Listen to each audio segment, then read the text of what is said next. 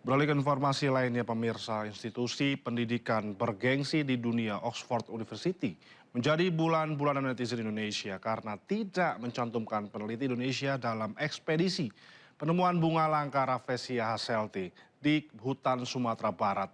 Meski telah mengunggah ulang dan mengklarifikasinya, postingan tersebut tetap diserbu netizen Indonesia.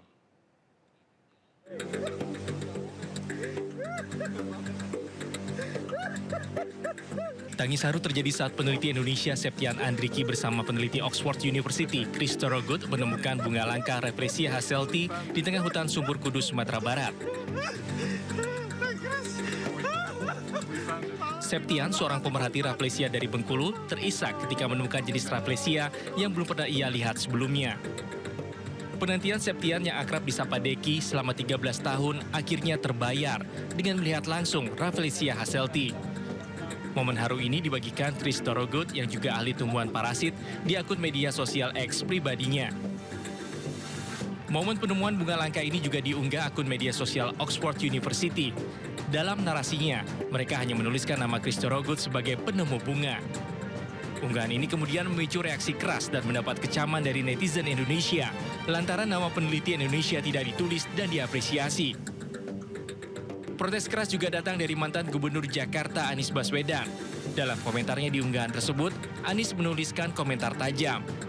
Anies menggunakan istilah non-playable character atau NPC, istilah dalam dunia game yang merujuk pada karakter figuran yang tidak penting. Anies pun meminta kepada Oxford University untuk menyebutkan nama-nama peneliti Indonesia yang ikut dalam ekspedisi. Usai diserbu netizen Indonesia, Universitas Oxford kemudian mengunggah ulang video penemuan bunga berikut narasinya yang telah memasukkan nama peneliti Indonesia Septian Andriki sebagai penemu.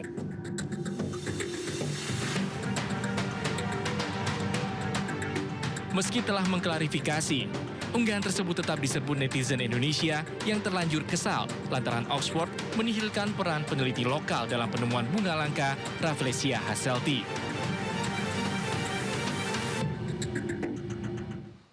Kota Jakarta menjadi sorotan dunia setelah PBB merilis data terbaru terkait kepadatan penduduk.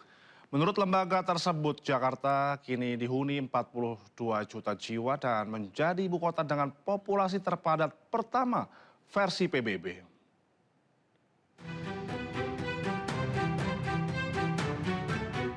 Jakarta kembali menjadi sorotan dunia.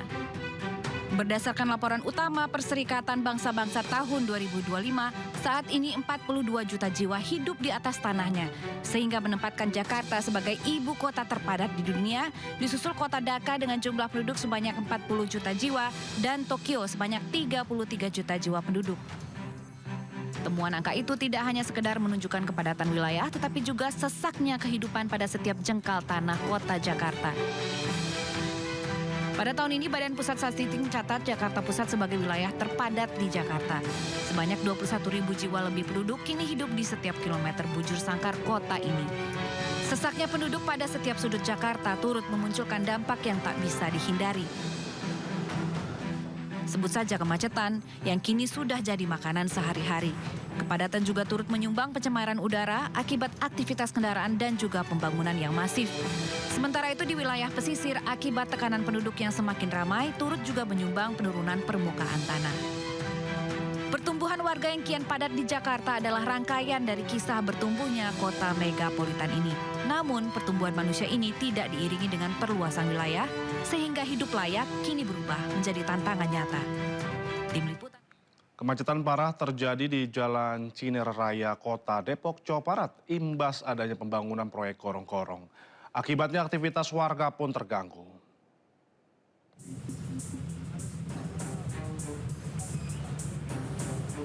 Bocah SD ini hanya bisa terdiam. Dirinya tak bisa menuju sekolah karena kemacetan panjang di Jalan Cinere Raya Depok, tepatnya di depan Mall Cinere. Antrian panjang kendaraan yang mengganggu aktivitas warga ini imbas adanya pembangunan proyek gorong-gorong. Bahkan sistem kontraflow yang diterapkan malah memperparah kemacetan hingga 2 km di kedua arah, yakni dari arah Depok menuju Jakarta maupun arah sebaliknya. Dari pagi sama jam pulang kerja, berangkat kerja sama pulang kerja. Dari kapan sih Bang? Itu dari tanggal 17. Sampai rencananya sampai kapan? Di pelangnya sih cuma tanggal 30. Tapi ada kalau pagi atau pas-pas macet ada petugas nggak sih Bang? Ada. Ada. Tapi cuma beberapa doang. Cuma beberapa. Dari mana Bang? Ini dari Polsek Cinere. Kemacetan di kawasan ini terjadi setiap waktu. Pada jam sibuk seperti pagi hari, kemacetan juga terjadi hingga ke jalan perumahan warga atau gang-gang, lantaran pengguna jalan berebut untuk mendapati akses jalan alternatif. Dari Depok, Jawa Barat, Iyong Rizky, iNews melaporkan.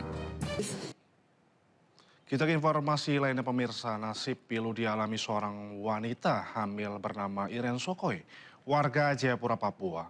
Iren bersama bayi di dalam kandungannya meninggal dunia usai ditolak oleh 4 rumah sakit.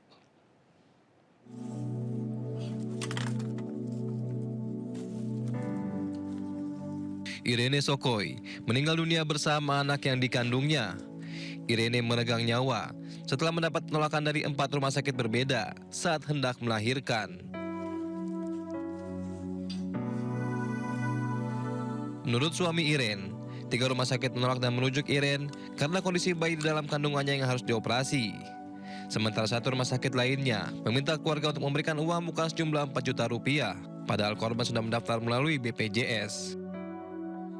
Atas kasus ini, Gubernur Papua berjanji akan mencopot 2 direktur rumah sakit, yaitu Rumah Sakit Yowari dan Rumah Sakit AB Pura. Selain itu, Gubernur juga akan melakukan evaluasi dan menindak tegas tenaga medis yang menolak pasien. Sementara itu, Presiden Prabowo Subianto meminta Kementerian Dalam Negeri untuk mengevaluasi kasus ini. Pemerintah akan segera melakukan audit dan melakukan evaluasi pelayanan seluruh rumah sakit di Jayapura. Pemerintah berharap kasus penolakan pasien oleh rumah sakit tidak lagi terjadi di Indonesia. Dari Jayapura, Papua, Cornelia Mudumi, iNews melaporkan. Menanggapi kasus ibu hamil yang meninggal di Papua, Ketua DPR RI Puan Maharani meminta Komisi 9 untuk mengevaluasi sistem pelayanan kesehatan bagi masyarakat di wilayah tertinggal, terdepan dan terluar atau 3T. Puan juga mengatakan masalah pelayanan kesehatan sudah berulang kali terjadi, sehingga harus segera ditindaklanjuti.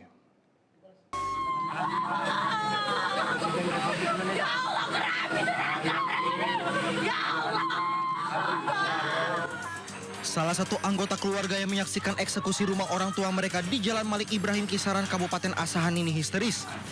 Ia tidak kuasa menahan sedih dan kecewa saat alat berat menghancurkan bangunan rumah. Namun keluarga hanya bisa pasrah saat jurusita Pengadilan Negeri Kisaran membacakan putusan eksekusi terhadap perkara perdata antara Hajar Rismala dan Sabar Sembiring. Dalam amar putusannya, seluruh eksepsi pihak tergugat ditolak seluruhnya karena penggugat memiliki akte jual beli yang sah dan berkekuatan hukum. Menyatakan eksepsi dari para tergugat ditolak untuk seluruhnya. Dalam pokok perkara, mengabulkan gugatan penggugat untuk sebagian. 2. Menyatakan sah dan memiliki kekuatan hukum akte jual beli. Meski diwarnai isak tangis keluarga tergugat, eksekusi pembongkaran berjalan lancar dengan mendapat pengamanan pihak kepolisian. Dari Asahan, Sumatera Utara, Ulil Amri, iNews melaporkan.